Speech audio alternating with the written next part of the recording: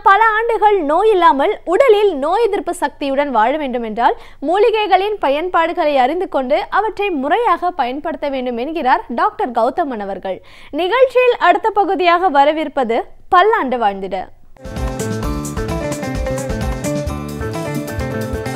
அன்பான கலைஞர் தொலைக்காட்சி நேயர்களுக்கு என்னுடைய இனிமையான காலை வணக்கங்கள்.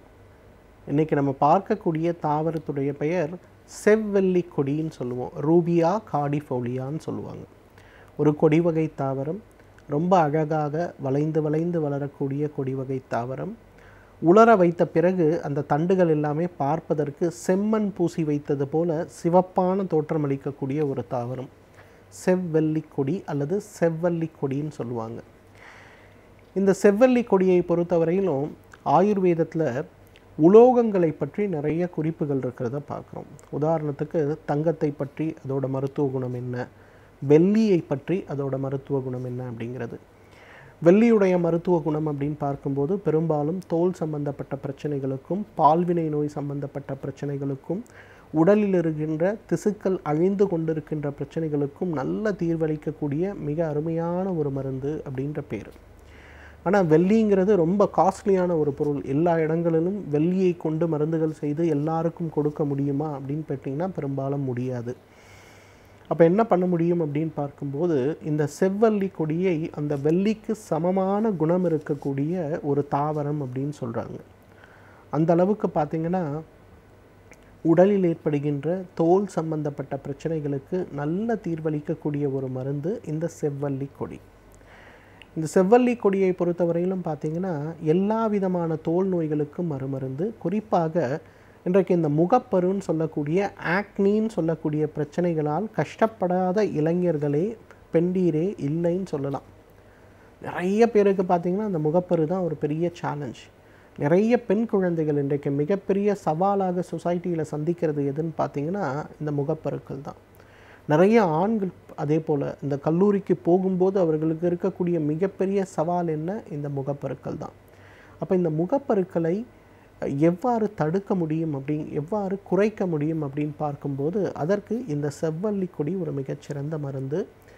50 மில்லி பால், 100 மில்லி வெந்நீர், அதில் தூள் செய்யப்பட்ட இந்த செவ்வல்லி கொடியுடைய சூரணத்தை எடுத்துங்க. ஒரு தேக்கரண்டி அதில் போடுங்க. நல்லா கொதிக்க வச்சு பால் அளவுக்கு சுண்ட வைங்க, வடிகட்டுங்க. அந்த பால் கஷாயத்தில் சிறிதளவு தேன் பனங்கற்கண்டு சேருங்க. காலையில் ஒரு வேளை எழுந்த உடனே இந்த பால் கஷாயத்தை குடிச்சிட்டு அடுத்த அரை மணி நேரம் எதுவும் சாப்பிடாதீங்க. ஒரு 2 மாதம் இதை ஃபாலோ பண்ணுங்கள். முகத்தில் இருக்கக்கூடிய உடலில் இருக்கக்கூடிய ஆக்னின்னு சொல்லக்கூடிய முகப்பருக்கள் முழுமையாக மறைந்து போய் தழும்புகள் கூட இல்லாத ஒரு முகமாக அது மாறுவதை பார்க்க முடியும். இரண்டாவது, இன்றைக்கு நிறைய பேருக்கு பார்த்திங்கன்னா விதவிதமான தோல் பிரச்சனைகள், சோரியாசிஸ் சம்பந்தப்பட்ட பிரச்சனை, அல்சரேட்டிவ் டெர்மடைட்டிஸ் சம்பந்தப்பட்ட பிரச்சனை, பூஞ்சை காளான்கள் ஃபங்கல் இன்ஃபெக்ஷன் சம்பந்தப்பட்ட பிரச்சனை, 1 2 3 4ன்னு நம்ம சொல்ல முடியாத அளவுக்கு நிறைய பிரச்சனைகள் இருக்கக்கூடிய இன்றைக்கு தோல் பிரச்சனை இருக்கக்கூடிய ஒரு சமூகமாக நம்ம நாடு மாறிட்டுருக்கு. அப்போ அந்த தோல் பிரச்சனைகள் எதனால் ஏற்படுகின்ற ஒரு கேள்வி பெரும்பாலும் மருத்துவ உலகத்தில் பதில் கிடையாது. ஆயுர்வேத முறைப்படி பார்த்திங்கன்னா உடலில் இருக்கக்கூடிய இரத்தம் சம்பந்தப்பட்ட காரணிகள், பித்தம் சம்பந்தப்பட்ட காரணிகள் உடலில் தூஷமாகும் போது நமக்கு இந்த மாதிரி தோல் சம்பந்தப்பட்ட வியாதிகள் ஏற்படுகிறது. இந்த இரத்தம் சம்பந்தப்பட்ட காரணிகளை, பித்தம் சம்பந்தப்பட்ட காரணிகளை குறைக்கின்ற மருந்துகள் அப்படிங்கிறது நம்ம எடுத்துக்கொள்ளும் போது இந்த தோல் நோய்கள் மறைந்து போகிறது.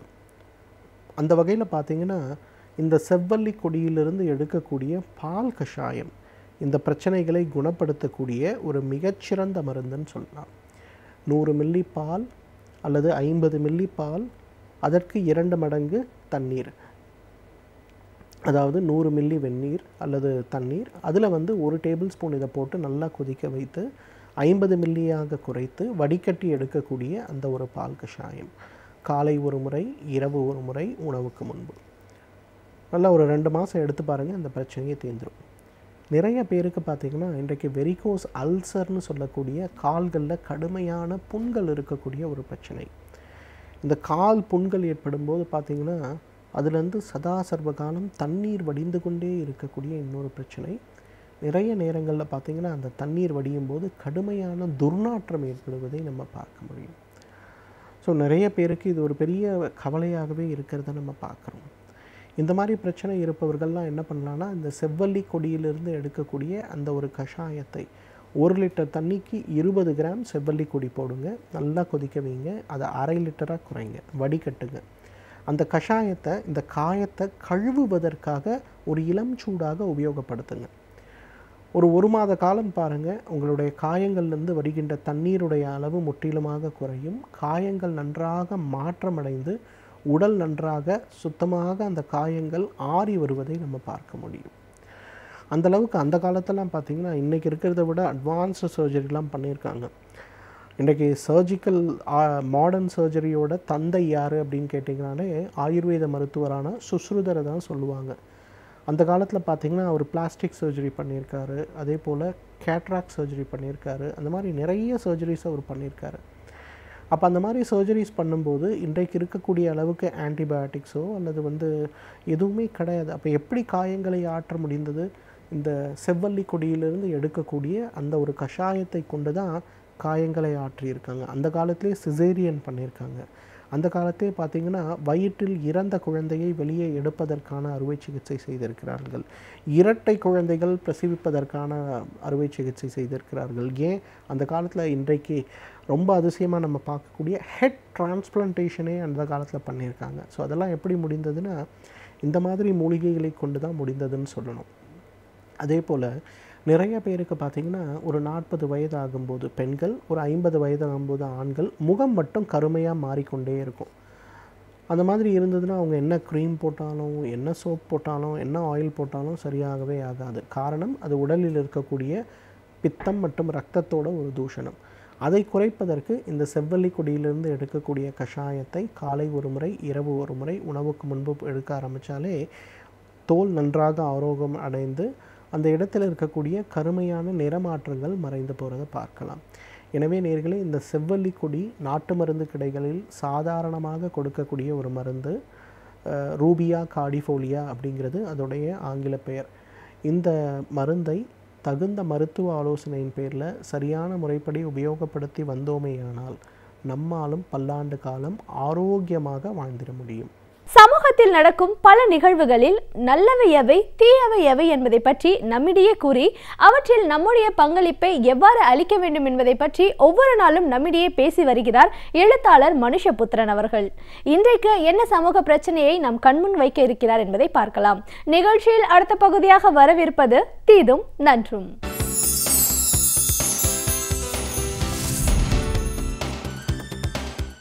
வணக்கம் நண்பர்களே, இன்னும் ஒரு இனிய காலை பொழுதில் தீதும் நன்றும் நிகழ்ச்சியில் உங்களை சந்திப்பதில் மிக்க மகிழ்ச்சி அடைகிறேன்.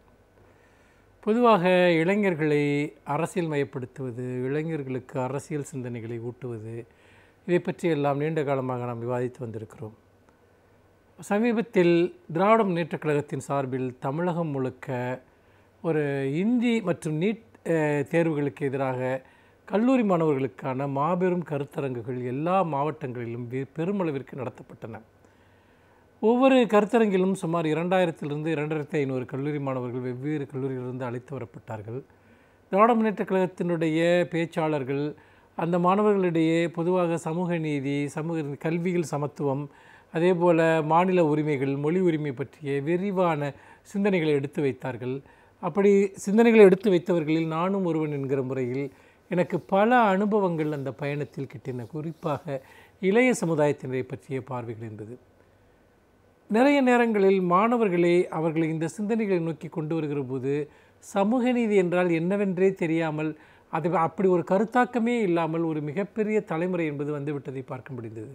இன்னொரு புறம் இந்தியை ஏன் எதிர்க்க வேண்டும், இந்தியை கற்றுக்கொண்டால் என்ன என்று தொடர்ந்து செய்யப்பட்ட பரப்புரைகளுக்கு மட்டுமே ஒரு விதமான ஒரு அடிமைப்படுத்தப்பட்ட ஒரு தலைமுறையினரை பார்க்க முடிந்தது. நான் அவர்களிடமெல்லாம் மிக விரிவாக உரையாடினேன். அதாவது அவர்கள் எழுப்பிய கேள்விகளுக்கெல்லாம் விரிவான பதில்களை கோரினேன்.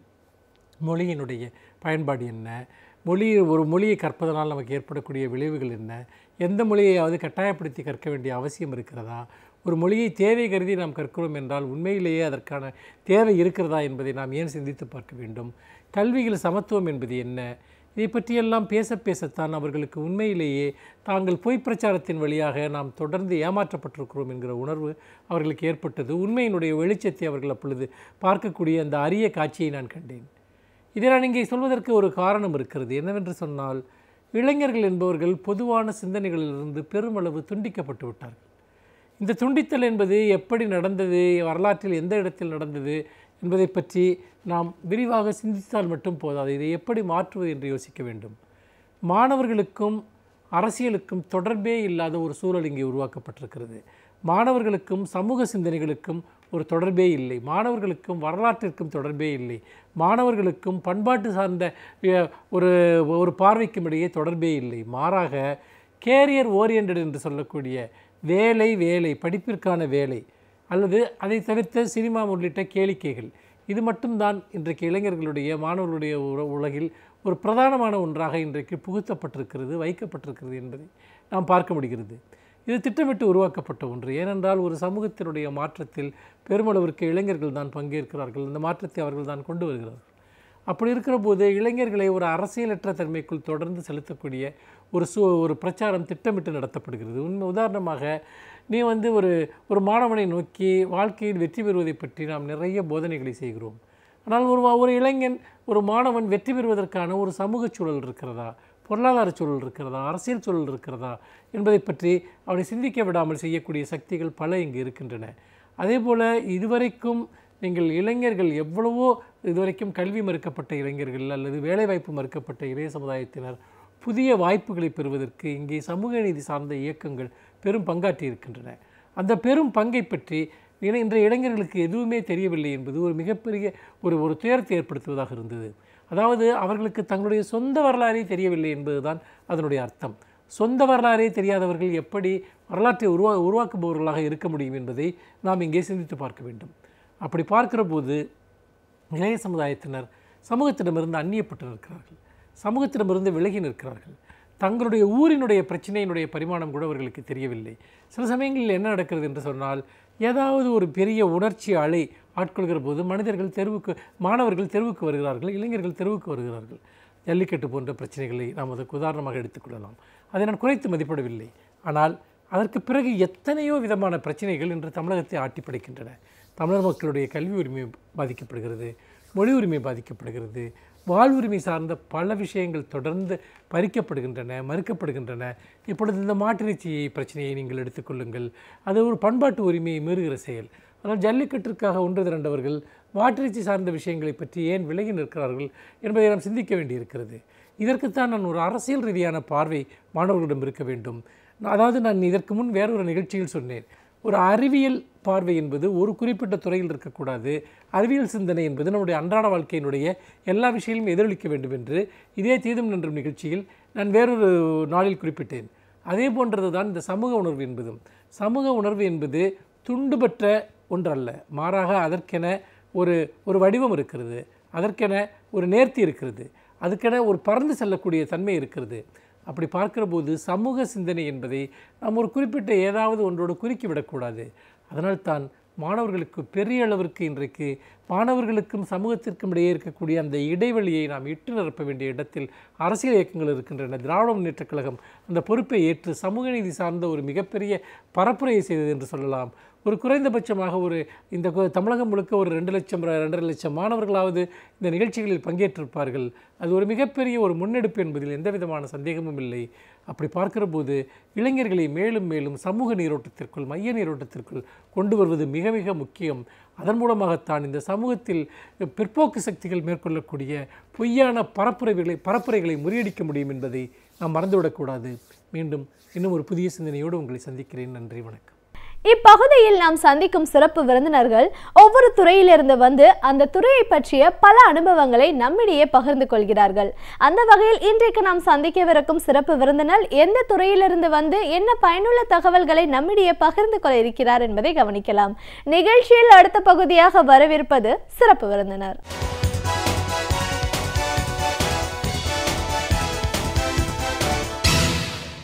வணக்கம் நேயர்களே, விடியலேவா நிகழ்ச்சியின் சிறப்பு விருந்தினருக்கான நேரம் இது. இன்றைய சிறப்பு விருந்தினர் வேளாண் அறிஞர் திரு சி. கணேசன். ஒரு வேளாண் அறிஞரா விவசாயம் அப்படிங்கிறது இன்னைக்கு எப்படி இருக்கு? இவ்வளோ நலிவடைந்த விவசாயத்தை மறுபடியும் நம்ம நல்ல நிலைமைக்கு கொண்டு வரணும் அப்படின்னும் போது என்ன மாதிரி வழிகள் எல்லாம் அதை சரி பண்ண முடியும்? இயற்கை விவசாயம் அப்படிங்கிறது என்ன, அதை எந்த அளவு மக்கள் இன்னைக்கு புரிஞ்சுட்டு செயல்பாட்டுக்கு கொண்டு போயிருக்காங்க, இப்படி பல விஷயங்களை கருத்துக்களை நம்ம அவர்கிட்ட கேட்டு தெரிஞ்சுக்கலாம். வணக்கம் சார். வணக்கம். ஒரு வேளாண் அறிஞரா முதல்ல எங்கள் நிகழ்ச்சிக்கு உங்களை நாங்கள் வரவேற்கிறோம் சார். தேங்க்யூ. வேளாண் துறை, வேளாண்மை அப்படின்னு சொல்கிறது வந்து நம்ம ஆதி காலத்துலேருந்து பரம்பரையாக இந்த விவசாயம் நம்ம செஞ்சுட்டு இருந்தாலும் இது ஒரு அறிவியலாக பார்க்குற கோணம் இப்போ தான் மாறி இருக்கு. அக்ரிகல்ச்சரல் துறையும் இப்போ வளர்ந்துட்டு இருக்கிறத பார்க்குறோம். இதை ஒரு பாடத்திட்டம், கல்வி திட்டமாக எடுத்து இன்னைக்கு நிறைய பேர் படிச்சுட்டு வராங்க. ஸோ இதை சயின்ஸோடு நம்ம கனெக்ட் பண்ணி அதிகப்படியான ஒரு மகசூல், அதிகப்படியான ஒரு ஈல்டு இதெல்லாம் கொண்டு வரதுக்கான வழிமுறைகள் என்ன அப்படிங்கிறதையும் தெரிஞ்சுக்கணும். இன்னைக்கு இருக்கிற நிலைமையில நம்ம ஏதோ ஒரு இடத்துல செய்த சில தவறுகள்னால இன்னைக்கு வந்து ஃபர்டிலிட்டி அப்படிங்கிறதே நம்ம இழந்துட்டோம்னு சொல்றதை பார்க்குறோம். ஸோ இந்த நிலைக்கு என்ன காரணம், அதை மறுபடியும் நல்ல நிலைக்கு கொண்டு வரணும் அப்படின்னும் போது என்ன மாதிரியான வழிகள்லாம் இருக்கு, இதற்காக உங்களோட பணிகள் நீங்க எப்படி செஞ்சுட்டு இருக்கீங்க, இப்படி நிறைய விஷயங்களை எங்க நேர்களோட நீங்க முழுமையா பகிர்ந்துக்கணும் சார். முதல்ல விவசாயம் அப்படிங்கிறது என்ன, நம்மளுடைய முக்கியமான ஒரு தொழில்னு எல்லாரும் நம்ம சொல்லிட்டு இருந்தோம் அப்படின்னாலும் இன்னைக்கு ஒரு மிக மோசமான நிலைக்கு தள்ளப்பட்ட தொழில்களில் விவசாயம் முக்கியமான இடத்துல இருக்கிறத பார்க்குறோம். அவங்கவுங்களே, அந்த குடும்பத்தை சார்ந்தவங்களே விவசாயத்தில் இல்லாமல் வெளியில் போகிற ஒரு நிலை இருக்கு. அப்போ இவ்வளோ தூரம் மோசமடைகிறதுக்கான இன்றைய நிலைப்பாட்டுக்கு காரணம் என்னலேருந்து பேச ஆரம்பிக்கலாம். வணக்கம் மேடம். இந்தியா பார்த்திங்க அப்படின்னா ஒரு விவசாய நாடு. 70% மேற்பட்ட மக்கள் பார்த்திங்க அப்படின்னா விவசாயத்தை தான் ஒரு முதன்மை தொழிலாக செய்து வருகின்ற இந்த காலகட்டத்தில் பார்த்திங்க அப்படின்னா இந்த நமது நாட்டில் பார்த்திங்கன்னா கல்வி அறிவு அப்படின்னு பார்த்தீங்கன்னா ஒவ்வொரு மாநிலத்துக்கும் வேறுபட்டிருக்கு. ஒரு பக்கம் அதிகப்படியான படிப்பவர்கள் இருக்கும், கேரளா போன்ற மாநிலங்கள், தமிழ். ஒரு பக்கம் பார்த்தோம்னா நார்த் ஈஸ்ட் சைட்லாம் பார்த்திங்கன்னா கல்வி அறிவு கம்மியாக இருக்கும். ஸோ அனைவரும் இந்த விவசாய முறைகளை செய்து வரும் முறைகளை பார்த்திங்க அப்படின்னா ஒரு பக்கம் நல்ல தொழில்நுட்பங்களை பயன்படுத்தி வருவாங்க, ஒரு பக்கம் தொழில்நுட்பங்களை வந்து குறைவாக இருக்கின்றோம். இன்றைக்கு வந்து விவசாயிகளுடைய நிலைமை இன்றைக்கு வந்து இந்த அளவுக்கு இருக்கிறதுக்கு ஒரு முக்கிய காரணம் பார்த்திங்க அப்படின்னா சரியான தொழில்நுட்பங்களை நம்ம வந்து கடைபிடிக்காத சொல்ல முடியும். அதாவது ஒரு பக்கம் தொழில்நுட்பங்கள் வந்து வளர்ச்சி அடைந்துருக்கு. ஏன்னா வந்து நம்ம வந்து சாதாரண லெவலில் வந்து இன்றைக்கி ராக்கெட் ஒரு அளவுக்கு நம்ம வந்து தொழில்நுட்பங்கள் வளர்ந்துருக்கு. அது விவசாய முறைகள்னு பார்த்திங்கன்னா பல்வேறு தொழில்நுட்பங்கள் வந்து புகுத்தி இருந்தாலும் நம்முடைய தொழில்நுட்பங்களை வந்து கிரவுண்ட் லெவலில், அதாவது விவசாயிகள் லெவலில் அவங்க அடிமட்ட லெவலில் ரீச் ஆகிருக்கான்னு பார்த்திங்க அப்படின்னா கொஞ்சம் காலங்கள் அதிகமாக இருக்குது. அதனால தான் பார்த்திங்கன்னா மிகப்பெரிய தொழில்நுட்பங்கள்லாம் அடிபட்ட விவசாயிகளுக்கு செல்வதிலிருந்து லேட் ஆகுது. அதனால் வந்து அவங்களுடைய வாழ்வாதார நிலை வந்து ஒரு கேள்விக்குறியாக இருக்கின்றது. அது மட்டும் இல்லாமல் இது வந்து ஒரு கேம்பிளிங் சொல்லுவோம். விவசாயனாலே ஒரு கேம்பிளிங். ஏன்னா வந்து விவசாயம் மற்ற தொழில் மாதிரி நம்ம நினச்சா இதை தான் செய்ய முடியும்னு கிடையாது. இது வந்து எக்ஸ்டர்னல் ஃபேக்டர்ஸ் நிறையா இருக்குது. நம்முடைய ஃபேக்டர்ஸ் இல்லாமல் பார்த்திங்கன்னா கிளைமேட்டிக் ஃபேக்டர்ஸ் சொல்லுவோம். இது ஒரு பக்கம் ஒரு நாள் பார்த்திங்க அப்படின்னா ஒரு சமயம் பார்த்திங்கன்னா அதிக மழை பெய்யும், ஒரு பக்கம் பார்த்திங்கன்னா வெயில் அடிக்கும், ஒரு வருடம் பார்த்திங்க அப்படின்னா வந்து வறட்சியாக இருக்கும், அப்புறம் பார்த்திங்கன்னா புயல் தாக்குதல். இதை போன்ற இயற்கை சீற்றங்கள் ஒரு பக்கம். மறுபக்கம் பார்த்திங்கன்னா போதிய கல்வி அறிவு இல்லாததால் தொழில்நுட்பங்களை பயன்படுத்தாமல் இருக்கின்ற மறுபக்கம். மூன்றாவது முக்கிய பாயிண்ட் பார்த்திங்கன்னா நமது இந்திய நாட்டில் பார்த்திங்கன்னா விவசாய ஃப்ராக்மெண்டேஷன் ஆஃப் லேண்ட் சொல்லுவோம். அதாவது மிகப்பெரிய விவசாயிகள்னு பார்த்திங்கன்னா ரொம்ப கம்மி தான். சிறு சிறு விவசாயிகள், குறு விவசாயிகள் தான் அதிகமாக இருக்காங்க. அப்போ நம்ம பண்ணக்கூடிய அந்த தொழில்நுட்பங்களை வந்து சரியாக பயன்படுத்த முடியல. அதன் மூலமாக பார்த்திங்க அப்படின்னா இதனுடைய தாக்கத்தை பார்த்திங்க அப்படின்னா இப்போ ஒரு பக்கம் தொழில்நுட்பங்கள் அதிகமாக இருக்கக்குள்ள மிகப்பெரிய விவசாயிகள் செய்து வருகின்ற அந்த தொழில்நுட்பங்கள் முக்கியமாக இந்த வந்து பார்த்திங்கன்னா ப்ரிசிஷன் ஃபார்மிங் சொல்லுவோம், துல்லிய பண்ணையம். அதாவது அதிகப்படியான விளைச்சல் வர வேண்டும் என்ற காரணத்துக்காக மிகப்பெரிய தொழில்நுட்பங்களை பயன்படுத்தி அதிகப்படியான வந்து ஹைப்ரிட் வெரைட்டிஸ் பயன்படுத்துவதால் பார்த்திங்க அப்படின்னா அந்த வீரிய ஒட்டு ரகங்கள் பயன்படுத்துவதால் ஹை ஈல்டிங் ரெஸ்பான்ஸ். அதனால் அது வந்து அதிகப்படியான ரசாயன உரங்கள் தேவைப்படுது. அதிக ரசாயன உரங்கள் தேவைப்படுறதால் பார்த்திங்க அப்படின்னா அந்த பயிர்கள்லாம் பார்த்திங்கன்னா susceptible to crops pest and disease சொல்லுவோம். அதாவது பயிர் வந்து பூச்சி நோய்க்கு வந்து ஈஸியாக வந்து பூச்சி நோய் ஆட்கொண்டு வருகின்றது. இந்த நிலையில் பார்த்திங்க அப்படின்னா சிறு விவசாயிகள் வந்து பெரிய விவசாயிகள் போன்று அவங்களும் இந்த மாதிரி ஹை ஈல்டிங் வெரைட்டிஸ் பயன்படுத்துறது, அதிகப்படியான ரசாயன உரங்கள் பயன்படுத்துவதால் கடனுக்கு தள்ளுபடி ஒரு கடன் போன்ற நிலைமைக்கு அவங்க வந்து தள்ளப்படுகிறார்கள். ஏன்னா வந்து உற்பத்தி வேணுன்றதுக்காக அவங்களும் ஆசைப்பட்டு அதிகப்படியான வந்து விளைச்சல் அது பணத்தை கொடுத்து விதைகள் வாங்குறது, அதுக்கு தேவையான வந்து பூச்சிக்கொல்லி முறைகளை பயன்படுத்துவது. கடைசி என் ஃபேக்டர் பார்த்திங்க அப்படின்னா திடீர்னு ஒரு பெரிய வெள்ளமாக இருக்கலாம், இல்லை மழையாக இது புயல் இருக்கலாம், இல்லை வறட்சின்னு பார்த்திங்கன்னா லாஸ் ஆகுது. வேறு வழியே இல்லாமல் வந்து பார்த்திங்கன்னா பெரிய விவசாயிகள் தாங்கிக் கொள்வாங்க. ஆனால் சிறிய விவசாயிகள் வந்து இந்த மாதிரியான தொழில்நுட்பங்கள் வந்து பயன்படுத்துவதால் வந்து பார்த்திங்க அப்படின்னா அந்த எக்கனாமிக் லெவல் சொல்லுவோம், அந்த வந்து அந்த பொருளாதார நிலையை வந்து தாக்குப்பிடிக்க முடியாத நிலையில் பார்த்திங்க அப்படின்னா தற்கொலை போன்ற எண்ணங்களுக்கு அங்கே ஆட்கள். கண்டிப்பாக சார், தற்கொலை பற்றி தான் கேட்கணும். இப்போ இந்த ஜனவரிக்கு அப்புறம் ஒரு எண்ணிக்கை அப்படின்னு பார்த்தீங்கனாலே தினமும் ஒரு செய்தி, ஒரு விவசாயி தற்கொலை செய்து கொண்டார். நம்ம செய்தித்தாள்லையும் ஊடகங்களையும் தினம் இன்னைக்கு வரைக்கும் அந்த செய்தி தொடர்ந்துட்டு இருக்கு. இந்த விவசாயிகள் தற்கொலைக்கு இதை சரி பண்ணுறதுக்கான வழிமுறைகள்னால் என்ன பண்ணணும்? அதாவது தற்கொலைக்கு காரணம் பார்த்திங்கன்னா சொன்ன மாதிரி பார்த்திங்கன்னா தொழில்நுட்பங்களை வந்து நமக்கு என்ன தொழில்நுட்பம் தேவையோ அது மாதிரியான தொழில்நுட்பங்கள் தான் பயன்படுத்த வேண்டும். அதாவது நமக்கு நம்ம பொருளாதார ரீதிக்கு எந்த அளவுக்கு பயன்படுத்த முடியும் அந்த அளவுக்கு பயன்படுத்த முடியும். ஓரளவுக்கு ஒரு விவசாயிகள் வந்து இந்த அளவுக்கு தான் பயன்படுத்த முடியும்னு அந்த தொழில்நுட்பங்களை பயன்படுத்தி அந்த பொருளாதார ரீதியில் வளர்ந்தாருன்னா சப்போஸ் ஈல் லாஸ் ஆனாலும் தாக்குப்படுத்த முடியும். அது மட்டும் இல்லாமல் பார்த்திங்கன்னா இன்றைக்கி வந்து நிறைய பேர் வந்து கடன் கொடுக்க தயாராகிட்டாங்க. ஒரு பக்கம் வந்து வங்கியில் கடன் இல்லைன்னு சொல்கிறோம், வெளியிலேருந்து கடன் வாங்குறது இவங்க இது மாதிரி இன்புட் டீலர்ஸ் சொல்லுவோம் நம்ம. இது மாதிரி வந்து அவங்களுடைய பொருட்களை விற்பதற்காக வந்து கடனை ஃபோர்ஸ் பண்ணி விவசாயி கொடுக்க ஆரம்பிச்சிடறாங்க. இன்புட்ஸ் கொடுத்துருவாங்க. ஆனால் வந்து பார்த்தீங்கன்னா அவங்க வந்து அந்த ஈல்டு வராமல் விளைச்சல் வராமல் கட்ட முடியாத நிலையில் பார்த்தீங்கன்னா ஃபோர்ஸ் பண்ணக்குள்ள அவங்க மன அழுத்தத்துக்கு உருவாகி இதில் வந்து காரணம் ஒன்று. ரெண்டாவது பார்த்திங்க அப்படின்னா இன்றைக்கி விளைச்சல் குறையிறதுக்கு காரணம் நம்ம வந்து கிளைமேட்டிக் ஃபேக்டர் ஒரு காரணம் சொல்லலாம். இன்றைக்கி வந்து பார்த்திங்கன்னா பருவநிலை மாறுபாடுகள் பார்த்திங்க அப்படின்னா ஒரு காலத்தில் பார்த்திங்கன்னா மும்மாரி மழை பெய்யும் சொல்லுவோம். இந்த பருவத்தில் இந்த வகையான மழை பெய்யும், இப்போ வந்து வெயில் அடிக்கும், இந்த மாதிரி டெம்பரேச்சர் இருக்குன்னு சொல்லுவோம். ஏன்னா இப்போ வந்து கணிக்க முடியல, வெயில் அடிக்க வேண்டிய நேரத்தில் மழை பெய்யுது, மழை பெய்ய வேண்டிய நேரத்தில் வெயில் அடிக்குது. ஸோ அதே மாதிரி நேரத்தில் பார்த்திங்கன்னா விவசாயிகள் வந்து கணிக்க முடியாதால் அவங்க ஒரு பயிர் வைக்கிறாங்க, அந்த பயிர் வந்து ஒரு லாஸ் ஆகிறாங்க. மூன்றாவது பார்த்திங்க அப்படின்னா இந்த தொழில்நுட்பங்கள் வந்து பயன்படுத்தக்குள்ளே பார்த்திங்க அப்படின்னா அதிகப்படியான அதாவது ஹை ஈல்டிங் ரெஸ்பான்ஸ் வெரைட்டிஸ் போயிடுறாங்க. இவங்களுக்கு மீறிய சக்தியில் வந்து போயிட்டு அவங்க இறங்கிறதால அவங்களுக்கு அதை பாதுகாத்து கொள்ளக்கூடிய நிலைமையில் அவங்க வந்து இல்லை. இதே பெரிய விவசாயிகள்லாம் வந்து பண்ண முடியும், அவங்க தொழில்நுட்பங்கள் எடுத்துக்கொள்ள முடியும், மெஷினரிஸை பயன்படுத்த முடியும், அதிகமாக ஒரே நாளில் அந்த பூச்சிகளை கட்டுப்படுத்த அவங்களால முடியுது. ஆனால் மிகச்சிறு விவசாயிகளால் பண்ண முடியல. ஸோ இதனால் காரணமாக பார்த்திங்கன்னா இந்த தற்கொலை வந்து ஒவ்வொரு நாள் அதிகமாகிட்டு இருக்குது. ஓகே, இப்போது விவசாயம் அப்படிங்கிறது நலிவுற்று போயிருக்கிறது நம்ம எல்லாருமே பார்க்குறோம். அதை சரி பண்ணணும் அப்படின்ற எண்ணம் எல்லாருக்குமே இருக்குது. அதுக்கான மாற்று வழி அப்படின்னு யோசிக்கிற போது இயற்கை விவசாயம்க்கு திரும்பி போகிறது தான் மண்ணை நம்மளால் வளப்படுத்துறதுக்கான முதல் படி அப்படின்றாங்க. இயற்கை விவசாயம் பற்றி சொல்லுங்கள். இப்படி தான் நம்ம வந்து சரிப்படுத்துறதுக்கான ஒரு வாய்ப்பு உருவாகுமா? அதாவது கண்டிப்பாக, அதாவது நம்ம வந்து பசுமை புரட்சி சொல்லியிருப்போம். பசுமை புரட்சிக்கு முன்பு பயன்படுத்திய விவசாய முறைகள் பார்த்திங்கன்னா நமது முன்னோர்கள் பயன்படுத்திய விவசாய முறைகளே வேறு. இது வந்து மக்கள் தொகை பெருக்கம், அந்த மக்கள் தொகை பெருக்கத்துக்கு அதிகப்படியான உணவு உற்பத்தி வேணும் அப்படின்றதால பசுமை புரட்சின்னு வந்தது. பசுமை புரட்சிக்கு அப்புறம் நல்ல தொழில்நுட்பங்களை பயன்படுத்தணும். அது ஒரு பக்கம் பாசிட்டிவ் ரெஸ்பான்ஸ் இருந்து நல்ல ஒரு பலன் கொடுத்தது. ஆனால் இன்னொரு பக்கம் வந்து பார்த்திங்கன்னா நம்முடைய நீங்கள் சொன்ன மாதிரி பார்த்திங்கன்னா மண் வளம் தான் முக்கியம். ஒரு மண் அதாவது சுவர் இருந்தால் மட்டும்தான் சித்திரம் வரைய முடியும். அதுவரை வந்து மண் நல்லா இருந்தால் மட்டும்தான் நம்ம வந்து நினைக்கக்கூடிய பயிர்கள் வைக்க முடியும். இந்த பயிர் வைக்கக்குள்ள பார்த்திங்க அப்படின்னா அந்த மண் வளத்தை வந்து பாதுகாக்கிறதுல வந்து விவசாயிகள் வந்து நம்ம வந்து கோட்டை விட்டுடுறாங்க. அதாவது மற்ற விஷயங்களுக்கு முக்கியத்துவம் தர விவசாயிகள் மண் வளத்தை பேணி காப்பதில் இல்லை. முக்கியமாக ஒரு மண் நல்லா இருக்கணும் அப்படின்னா இந்த கார்பன் லெவல் சொல்லணும். கார்பன் லெவல் தான் முக்கியமானது. எந்த ஒரு மண்ணாக இருந்தாலும் கார்பன் லெவல், ஆர்கானிக் கார்பன் சொல்லுவோம். எந்த அளவுக்கு அதிகமாக இருக்கோ அந்த அளவுக்கு மைக்ரோப்ஸ் இருக்கும். மைக்ரோப்ஸ் நுண்ணீர்கள், எந்த அளவுக்கு நுண்ணீர்கள் இருக்கோ அந்த அளவுக்கு வந்து விளைச்சலுக்கு நல்ல ஒரு உண்டுகோலாக இருக்கும். இப்போ எக்ஸாம்பிள் பார்த்தீங்கன்னா எந்த ஒரு பயிராக இருந்தாலும் பேசிக்காக ஒரு 3 வகையான சத்துக்கள் தேவை. அது வந்து சாதாரண பொருளாதாரம் இருந்தாலும் பெரிய ஆலமரமாக இருந்தாலும் பேசிக்காக தழைச்சத்து, மணிச்சத்து, சாம்பல் சத்து 3 வகையான சத்துக்கள் தேவை. இது வந்து நம்ம வந்து பசுமை புரட்சிக்கு முன்பு பார்த்திங்கன்னா வந்து நம்ம எதுவுமே தனியாக தழைச்சத்துக்கு வந்து யூரியா போடுறோம், மணிச்சத்துக்கு வந்து சூப்பர் பாஸ்பேட் போடுறோம், சாம்பல் சத்துக்கு பொட்டாஷ் போடுறோம். இது வந்து இப்போ தான் பயன்படுத்தணும் கடந்த 40-50 வருடங்களாக. அதுக்கு முன்னாடி இந்த மாதிரி உரங்கள் இல்லை.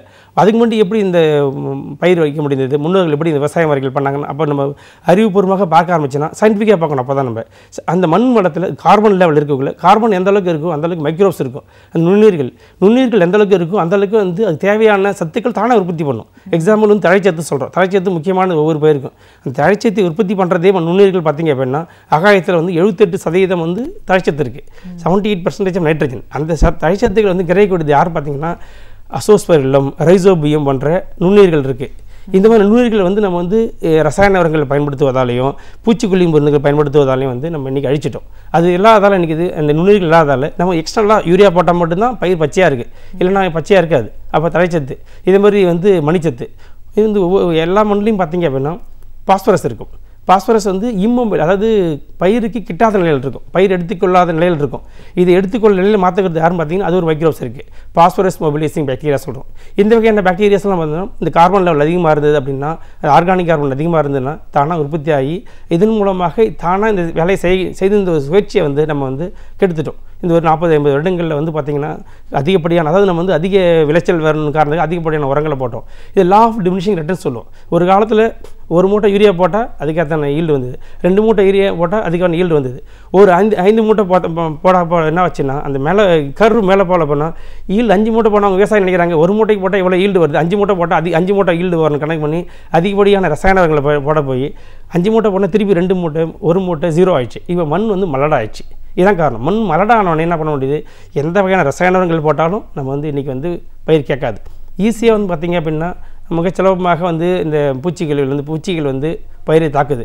ஏன்னா ஆரோக்கியமாக செடிகள் பயிர்கள் இருந்தால் மட்டும்தான் நம்ம வந்து இது பயிர்கள் வளர்ச்சியடையும். ஆனால் ஆரோக்கியம் இல்லை. ஏன்னா எல்லாமே வந்து நம்ம வந்து ஐசியூவில் இருக்கிற மாதிரி, எப்படி வந்து ஒரு பேஷண்ட் வந்து ஐசியூவில் இருந்தால் குளுக்கோஸ் அது வந்து ட்ரிப் போட்டால் தான் அவரால் மெயின்டைன் பண்ண முடியும். ஆனால் வந்து இதே நீங்கள் சாதாரண நம்ம உடற்பயிற்சி இருக்கணும் நல்ல ஒரு ஆரோக்கியமாக திரகாத்தமாக கூடிய மனிதன் பார்த்திங்கன்னா எந்த நோயும் வராது. அதே மாதிரி தான் வந்து இயற்கை முறையில் விளையக்கூடிய பயிர்கள் பார்த்திங்க அப்படின்னா ஒரு எந்த வகையான பூச்சிக்கோ நோய்க்கோ வந்து நம்ம வந்து உட்படுவதில்லை. ஸோ இந்த ஆர்கானிக் கார்பன் லெவலை வந்து மெயின்டைன் பண்ணணும். அதுக்கு மெயின்டைன் பண்ணுறது கண்டிப்பாக நான் செய்ய வேண்டியது, இது வந்து புதிய தொழில்நுட்பமே இல்லை.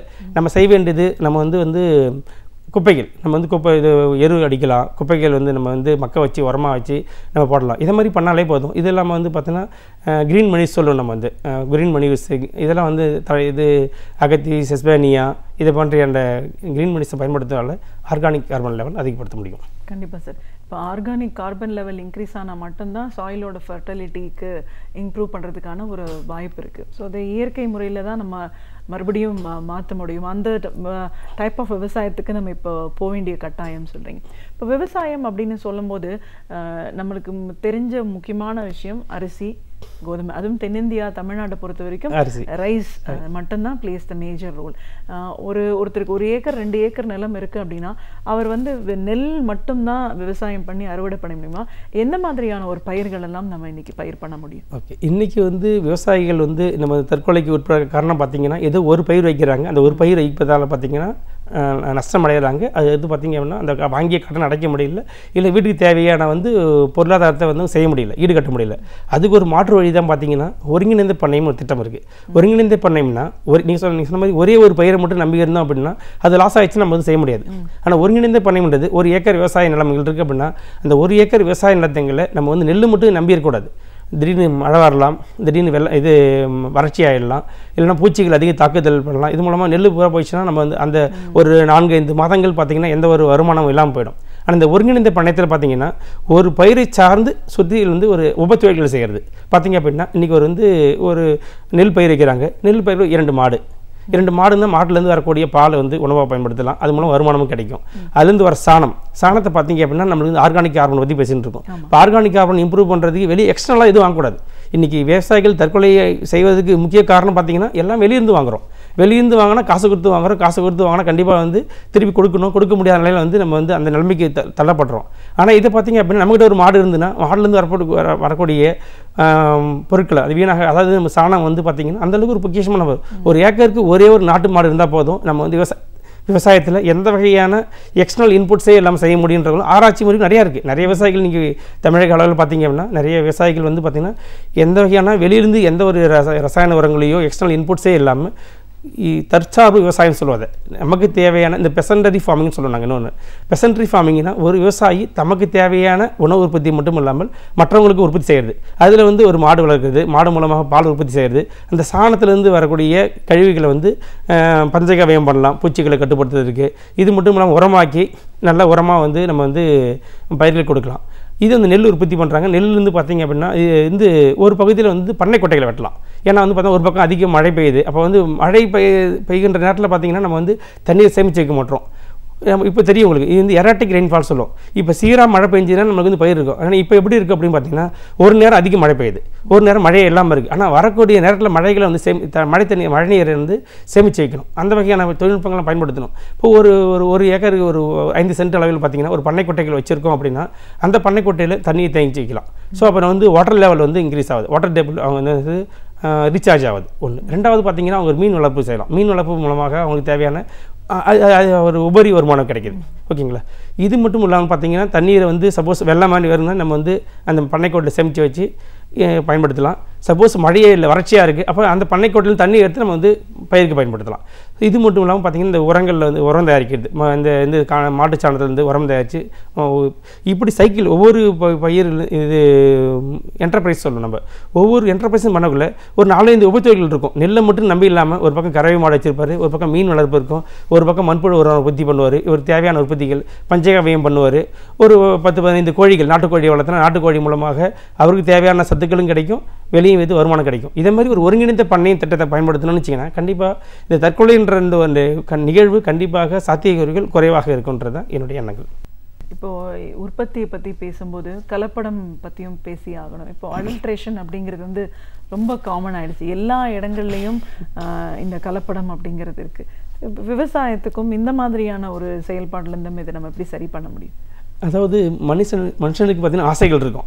ஒரு சில மனுஷன் பார்த்தீங்கன்னா சீராக வளர்ச்சி அடையணும்னு ஆசைப்படுவாங்க. ஒரு சில மனுஷன் பார்த்தீங்கன்னா சீக்கிரமாக வளர்ச்சி அடையணும், சீக்கிரமாக வந்து பெரிய வளரணும். அப்போ தான் வந்து கலப்படம்ன்ற எண்ணம் உருவாகும். கலப்படம்ன்றது எந்த அளவுக்கு நம்ம மனிதனை பாதிக்கின்றது, இதை சாப்பிடக்கூடிய மனிதர்கள் அதாவது உடல் ஆரோக்கியமாக இருக்கணுன்றதுக்காக நம்ம வந்து சாப்பிட்றோம்.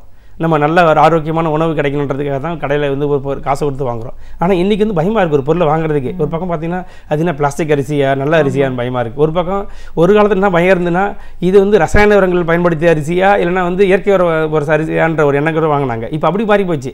ரசாயனம் இருந்தாலும் பரவாயில்ல, இப்போ பிளாஸ்டிக் அரிசி வந்து போச்சு. இது உள்ளே போனால் நம்மளுக்கு எந்த வகையான மாறுதல் உருவாகும், எந்த வகையான தீங்குகள் நம்ம உடல்நிலை எடுத்துக்கொள்ளும், எந்த மாதிரி நோய்கள் வரும்னு பயத்திலே எதுவும் வாங்க முடியுமா? அதுக்கப்புறம் பார்த்தீங்கன்னா எல்லாம் பிளாஸ்டிக்ஸில் முட்டை கூட வந்து இன்றைக்கி பிளாஸ்டிக்கில் வந்துச்சுன்ற மாதிரி எண்ணங்கள். இது வந்து பார்த்தீங்க அப்படின்னா கிரீடு, அதாவது ஒரு ஆசைகள். அது வந்து அரசு சட்டத்திட்டங்களில் வந்து கடுமையாக இருக்க வேண்டும். இது கண்டிப்பாக இது பால்லையும் கலப்படன்றாங்க ஒரு பக்கம். அதாவது அவங்கன்னா வந்து ஸ்டோரேஜுக்காக பண்ணுறேன்னு சொல்லுவாங்க ஒரு பக்கம். ஒரு பக்கம் இது பார்த்தீங்க அப்படின்னா ஆசைக்காக நம்ம வந்து செய்யக்கூடிய தவறால் பார்த்தீங்கன்னா பலாயிரக்கணக்கான மக்கள் வந்து பாதிப்படைகிறாங்க. இது வந்து விவசாயிகளால் தடுக்க முடியுமானா விவசாயிகள் ஒன்றும் செய்ய முடியாது. அரசு வந்து கடுமையான சட்டங்களை எடுக்க வேண்டும். இது அதுக்காக வந்து இன்ஸ்ட்ரக்ஷன் ஒவ்வொரு இடத்துலையும் போயிட்டு அதை வந்து பார்த்தீங்க அப்படின்னா செய்யலாம். ரசாயன உரங்களை எப்படி பயன்படுத்தி ரசாயன உணவுகளை உற்பத்தி இயற்கை உணவுகளை பயன்படுத்தி உரங்களை பயன்படுத்தி நம்ம நல்ல உணவுகளை உற்பத்தி செய்கிறோமோ அதே மாதிரி வந்து பார்த்திங்கன்னா வணிக ரீதியில் உற்பத்தி கொண்டு இந்த பிளாஸ்டிக் அரிசி இல்லை பிளாஸ்டிக் முட்டை கோர்ஸ் கூட இன்றைக்கி பிளாஸ்டிக் ஒரு இன்றைக்கி ஊடகம் வந்து பெரிய லெவலில் அது ப்ரொஜெக்ஷன் பண்ணி கொண்டு வராங்க. அதை வந்து யார் பண்ணுறாங்கன்னு கண்டினியூ பண்ணி அவங்கள வந்து ஆக்ஷன் எடுத்தால் நல்லா இருக்குன்னு நான் என்றேன்.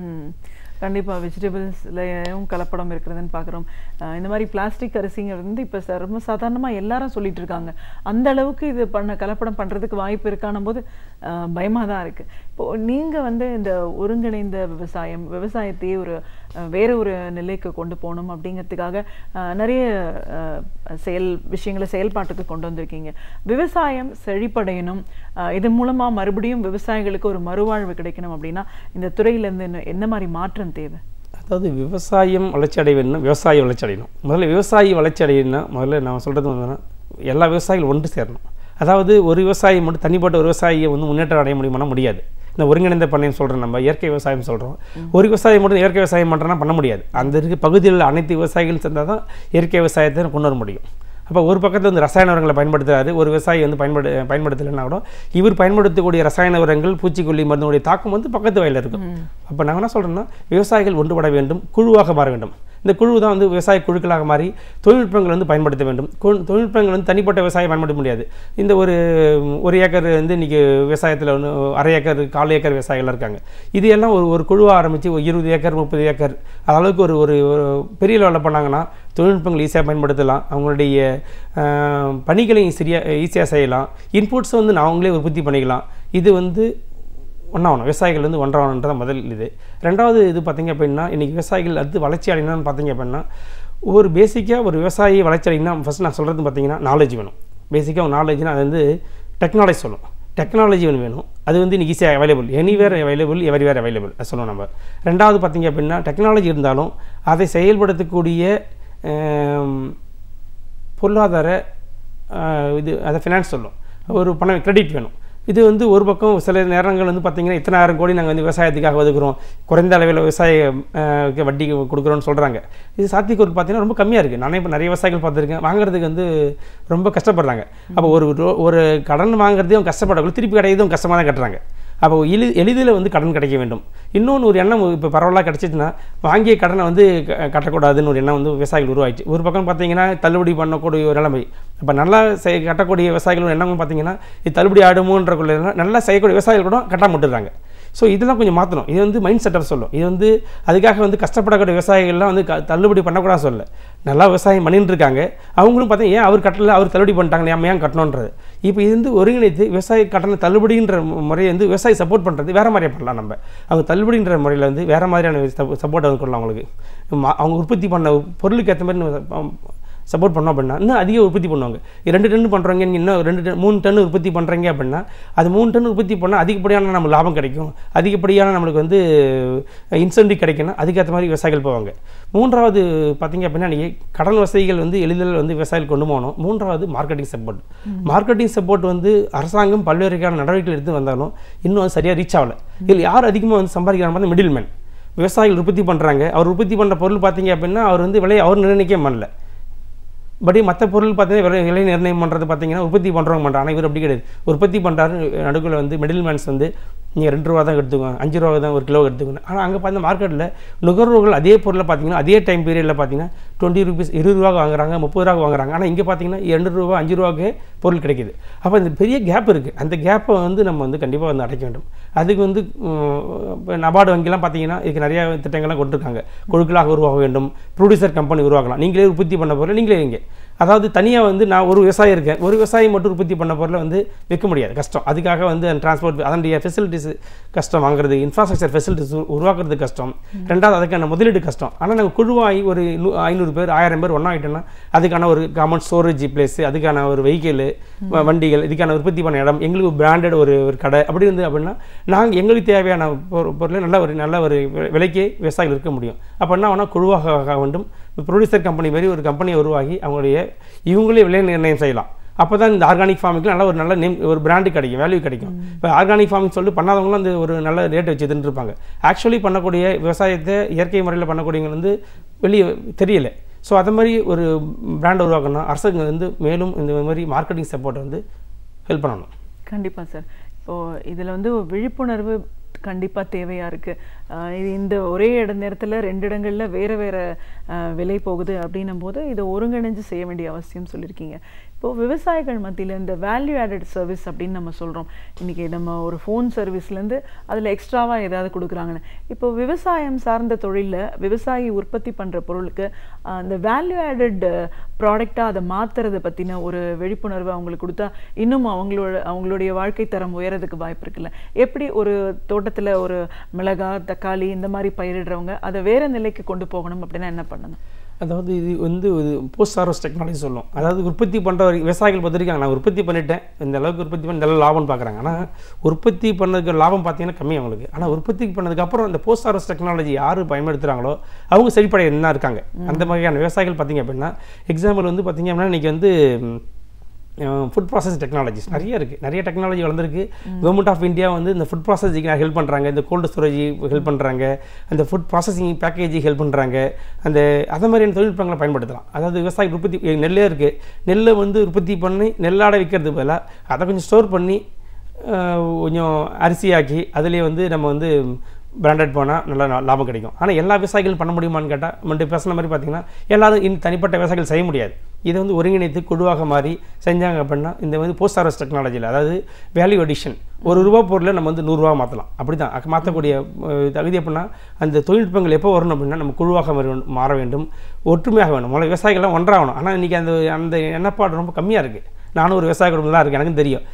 நான் சொல்கிற தொழில்நுட்பத்தை பக்கத்து விவசாயி கேட்பாருன்னு கேட்க மாட்டார். அவருக்கு என்ன ஒரு டெக்னாலஜி அவர் செஞ்சிட்டாருன்னா சொல்லக்கூடாதுன்னு நினைப்பார் அவர். நம்ம அது வளர்ச்சி அடையணும்னு. இது வந்து எல்லோரும் சேர்ந்து பண்ணோம்னா ஒரு கை தட்டினா எப்போது ஓசை வராது, எல்லாரும் தட்டினா தான் ஓசை வரும்.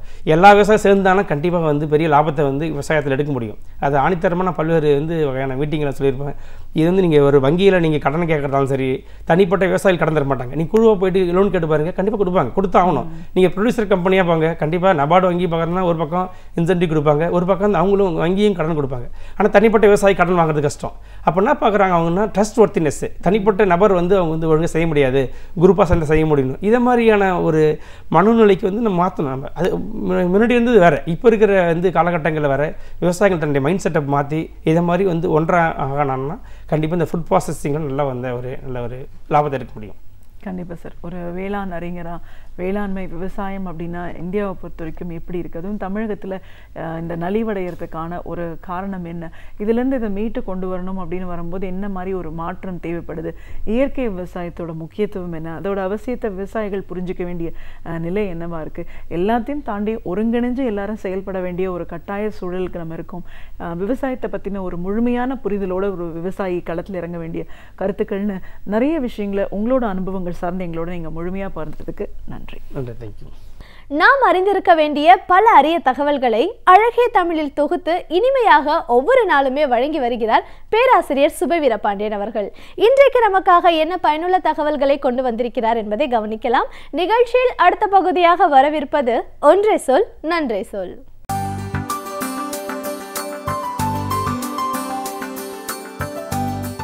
அனைவருக்கும் என் அன்பு வணக்கம். உலகத்தில் 1000 உறவுகள் உண்டு. ஆனால் எந்த உறவையும் விட நட்பு தான் மிக உயர்வானது. எந்த உறவையும் விடவா? ஆம், தாய் பிள்ளை உறவை விட ஆம், அதனை காட்டிலும் நட்பு உயர்வானது. கணவன் மனைவி உறவை விட ஆம், அதனை காட்டிலும் நட்பு உயர்வானது. என்ன காரணம் என்றால், மற்ற எல்லா உறவுகளிலும் ஏற்றத்தாழ்வுகள் உண்டு, மற்ற எல்லா உறவுகளிலும் எதிர்பார்ப்புகள் உண்டு.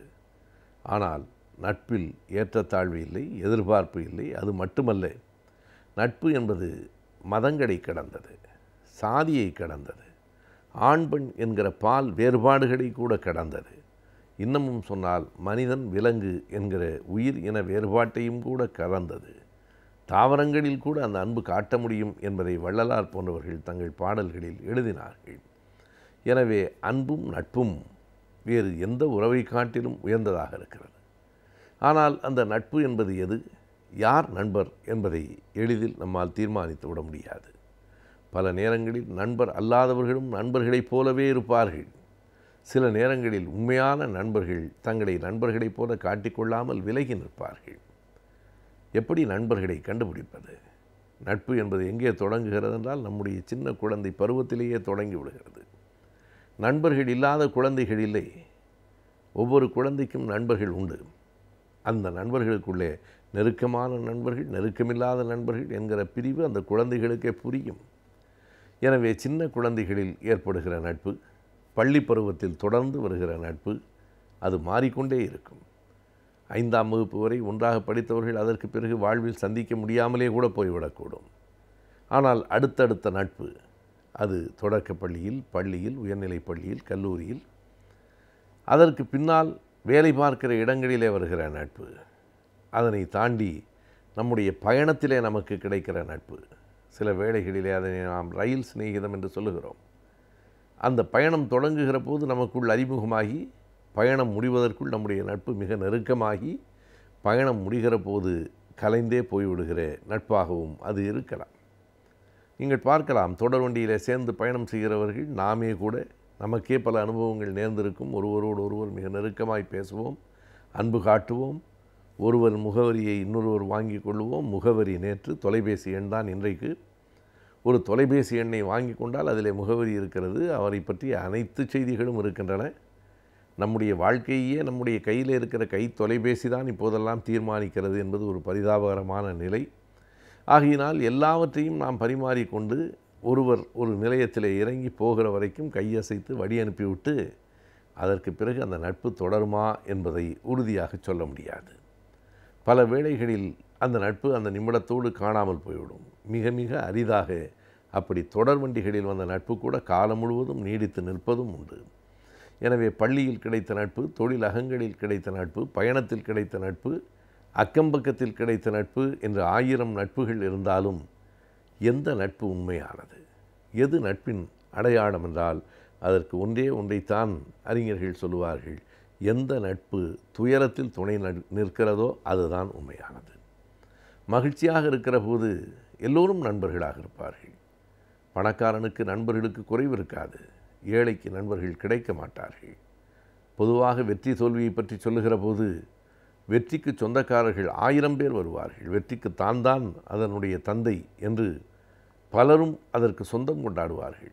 தோல்வி என்பது பல நேரங்களில் அனாதை குழந்தைதான் தோல்வியை தன்னுடையதென்று யாரும் ஏற்றுக்கொள்வதில்லை.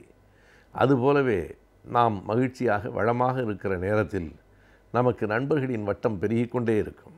ஆனால் துயரம் வருகிற போது அந்த நட்பு வட்டத்திலே எத்தனை பேர் நம்மோடு இருப்பார்கள் என்பதை சொல்ல முடியாது. அந்த கெடுதலிலும் கூட வருகிற நன்மை கேட்டினும் உண்டுவோர் உறுதி என்று வள்ளுவன் அதைத்தான் சொல்லுவான்.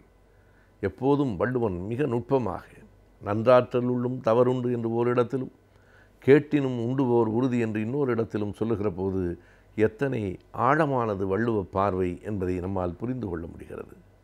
நல்லது செய்கிற போதும் சில நேரங்களில் கேடு வந்து சேர்ந்துவிடும். கேட்டிலும் கூட சில நேரங்களில் நன்மை வந்து சேரும். கேட்டினும் உண்டுவோர் உறுதி. என்ன உறுதி, என்ன நன்மை? கேட்டிலே ஏதாவது நன்மை வருமா? வள்ளுவரை கேட்டால் ஆம் வரும் என்கிறார். கேடு வருகிற போதுதான் யார் உண்மையான நண்பன், யார் உனக்கு உண்மையான நண்பன் இல்லை என்பதை புரிந்து கொள்வதற்கான அளவுகோல் கிடைக்கும். நீட்டி அளக்கும் கோல் அப்போதுதான் உனக்கு கிடைக்கும். நாம் வைத்திருக்கிற இரும்பு அளவுகோலை நீட்ட முடியாது. அதுவே இந்த நெகிழியில் இருந்தால் எலாஸ்டிக் என்று சொல்லுவார்களே, அப்படி இருந்தால் அதை நீட்டி அளந்து பார்க்க முடியும். எத்தனை துயரத்திற்கு அவன் கூட வருவான். துயரம் வந்தவுடனேயே எல்லோரும் ஓடிப்போய்விட மாட்டார்கள். ஆனால் அந்த துயரத்தின் அளவு சார்ந்தது. அது மிக கூடுதலாக துயரம் வர வர நண்பர்களின் எண்ணிக்கை குறையும் என்பதுதான் உலகத்தின் இயற்கை. அப்படி துயரத்தில் யார் உன்னோடு துணை இருக்கிறானோ, துயரத்தில் உனக்கு யார் தோள் கொடுக்கிறானோ, துயரத்தில் உன் துயரங்களை யார் பகிர்ந்து கொள்ளுகிறானோ அவன்தான் அடிப்படையில் உண்மையான நண்பன் என்பதுதான் இந்த செய்தி. எத்தனையோ நண்பர்கள் இருக்கலாம், எத்தனையோ பருவங்களில் நண்பர்கள் கிடைத்திருக்கலாம், எத்தனையோ நோக்கங்களுக்காக அவர்கள் நண்பர்களாக இருந்திருக்கலாம். எல்லா நோக்கங்களையும் தாண்டி, எல்லா நிலைகளையும் தாண்டி எத்தனை துயர் வந்தாலும் நான் உன்னோடு நிற்பேன், உன் துணைக்கு துணையாக இருப்பேன், தோள் கொடுப்பேன் என்று சொல்லுகிறவர்கள் மட்டுமே நண்பர்களாக இருக்க முடியும். அவர்களோடு மட்டும்தான் எல்லாவற்றையும் பகிர்ந்து கொள்ள முடியும். மிக எளிமையாக சொன்னால் மகிழ்ச்சியை மட்டுமல்ல, துயரத்தை பகிர்ந்து கொள்வது, திறமைகளை பாராட்டுவது மட்டுமல்ல, குறைகளை எடுத்துச் சொல்வது, இவையெல்லாம் நட்புக்கு மட்டும்தான் உண்டு. அப்படியானால் கணவனுக்கும் மனைவிக்கும் இந்த உயர்வு கிடையாதா? தாய்க்கும் பிள்ளைக்கும் கிடையாதா என்றால் உண்டு. அவர்களும் உண்மையான நண்பர்களாக ஒருவருக்கொருவர் இருந்தால் உண்டு. திருமண விழாக்களிலே வாழ்த்துவதற்கான மிக அருமையான தொடர் மணமக்கள் 2 பேரும் நல்ல நண்பர்களாக வாழ்க என்பதுதான். நண்பர்களாக வாழ்ந்தால் அவர்களுக்குள் போட்டியும் பொறாமையும் இருக்காது. நண்பர்களுக்கு இடையிலே ஒளிவும் மறைவும் இருக்காது. நண்பர்கள் நேரடியாக முகத்துக்கு முகம் ஒருவரை ஒருவர் தாக்கிக் கொள்ளுகிறவர்களாக கூட இருப்பார்கள். ஆனால் அந்த நட்புக்குள் ஆழமான பற்றுதல் இருக்கும். அந்த சொற்கள் கடுமையாக இருந்தாலும் உள்ளே அன்பு என்றைக்கும் ஈரம் கசிவதாக இருக்கும். உதவுவதற்கு என்றைக்கும் ஓடோடி வருகிறவனாக ஒரு நண்பன் மட்டும்தான் இருக்க முடியும். இதற்கு வேறு யாரை காட்டிலும் வள்ளுவர் சொன்ன அந்த எடுத்துக்காட்டு தான் மிக பொருத்தமானது. நண்பன் என்பவன் எப்படி வருவான், எப்படி உதவ வருவான், எப்போது வருவான், எல்லாவற்றுக்கும் சேர்த்து ஒற்றை தொடரில் வள்ளுவர் விடை சொன்னார். உடுக்கை இழந்தவன் கைபோல என்றார். ஆடை நடுவுகிற போது பொழுதுபோக்கிற்காக இணையதளத்தை பயன்படுத்தி கொண்டிருக்கும் நாம் குறைந்த முதலீட்டில் அதிக லாபம் எப்படி பெறலாம் என்பதை பற்றி ஒவ்வொரு வாரமும் இந்த பகுதியின் மூலமாக தெரிந்து வருகிறோம். அந்த வகையில் இன்றைக்கும் சில தகவல்களை நாம் தெரிந்து கொள்ளலாம். ஆலோசனை நேரத்தில் இப்பொழுது நாம் காணவிருப்பது வணிகம் பகுதி.